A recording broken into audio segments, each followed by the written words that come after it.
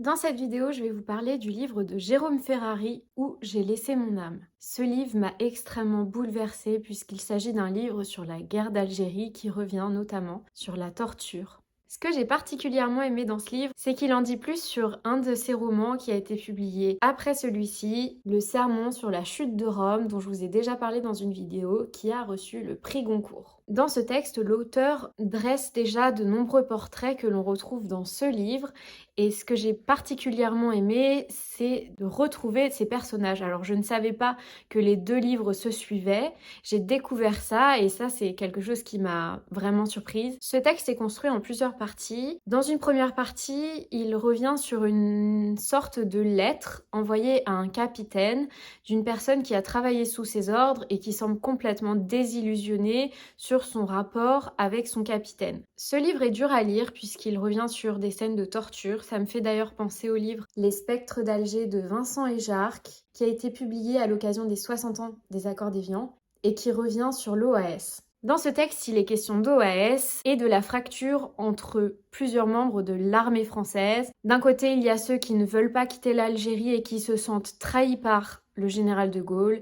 De l'autre, il y a ceux qui ont laissé leur âme en Algérie et qui ne comprennent pas le rôle qu'ils ont joué dans cette sale guerre. C'est le cas du capitaine de Gors, dont on suit l'évolution émotionnelle tout au long du livre, qui s'éloigne petit à petit de sa famille, qui n'a plus rien à leur raconter. Et là aussi, ça me fait penser à un livre d'une historienne, Raphaël Branche, Papa, qu'as-tu fait en Algérie ? Dans ce texte, l'historienne revient sur de nombreuses lettres envoyées par des appelés en Algérie, qui n'arrivent pas à expliquer l'innommable, et on voit la fracture qui se crée entre les personnes restées en France et les personnes envoyées en Algérie. On lit des lettres qui ont été envoyées pendant la guerre, une guerre qui n'existait pas, et tous ces hommes se sont tus sur l'atrocité de ce qu'ils étaient en train de vivre ou de faire. Je vais vous lire quelques citations. Il est écrit, comme pour se dédouaner des actes terribles de l'armée française en Algérie, nous étions des soldats, mon capitaine.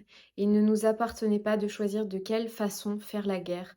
Moi aussi, j'aurais préféré la faire autrement. Un des protagonistes qui rejoindra l'OAS a ces mots. À quoi bon penser à ce qui sera immanquablement oublié? Et ce personnage est animé par une réelle haine de ce qu'il a vu et d'une compassion extrême pour les victimes du FLN. Il ne comprend pas le paradoxe dans lequel se trouve le capitaine de Gors. Sur la guerre d'Algérie, qui a été reconnue à la fin des années 90, il a ces mots qui résonnent. Tout est si léger, mon capitaine, tout s'oublie si vite.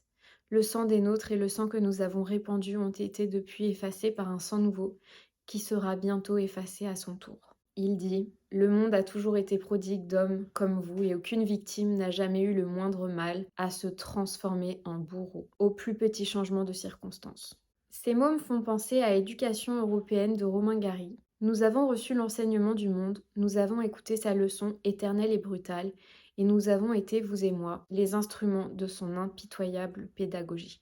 Le capitaine de Gors a des pensées intimes qui sont indiquées en italique. Il y a celle-ci qui m'a particulièrement émue. On ne peut pas compter les vies sauvées, on ne peut compter que les morts. Je suis si fatiguée de compter les morts, mon impuissance est sans limite. Il a ces mots terribles sur la torture. Il est rigoureusement impossible de distinguer a priori ceux qui se taisent pour dissimuler des renseignements de ceux qui n'ont rien à dire. Seule l'épreuve de la souffrance les distingue. Sur la victoire prétendue de la France en Algérie, puisqu'il y a eu un moment où la France pensait qu'elle allait gagner, je suppose qu'il doit exister des victoires moins douloureuses, des victoires dont on peut être fier.